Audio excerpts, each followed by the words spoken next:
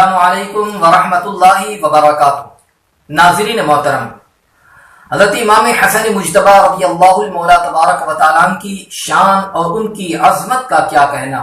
سبحان اللہ، کیا اونچا مقام، کیا اونچا رتبہ ہے آپ کا۔ سبحان اللہ، آپ کی شان و عظمت کے حوالے سے میں آپ کو ایک حدیث مبارکہ کا مفہوم بتاؤں، آپ اسی سے اندازہ لگائیے کہ امام حسن مجتبی کی شان کتنی بلند و بالا ہے۔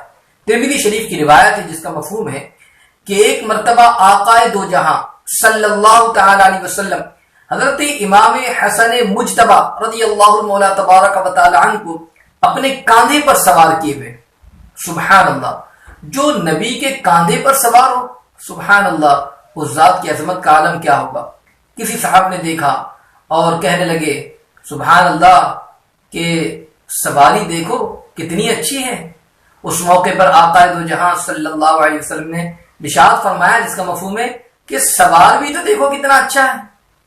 آپ دیکھیں تو صحیح کہ امام حسن مجتبی کو آقا دو جہاں صلی اللہ علیہ وسلم اپنے کاندھوں پر سوار کیے ہوئے ہیں اور سبحان اللہ فرما رہے ہیں کہ سواری دیکھو کتنی اچھی ہے، اور حضور فرما رہے سوار دیکھو کتنا اچھا ہے۔ اسی سے آپ عظمت کا اندازہ لگائیے، پتہ اسی سے چل جاتا ہے کہ حضرت امام حسن مجتبی کی شان کتنی بلند ہے، کتنی عرف و اعلیٰ ہے۔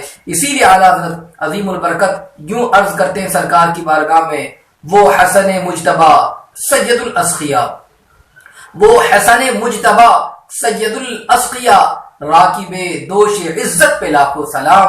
سبحان اللہ، اللہ تعالیٰ امام حسن مجتبی کا صدقہ ہم تمام کو عطا فرمائے، آمین۔ السلام علیکم۔